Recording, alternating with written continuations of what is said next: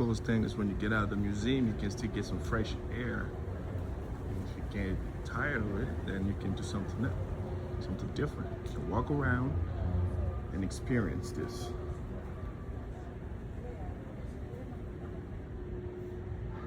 Super impressed with the intelligence of the our ancestors, the intelligence they had to craft all of this.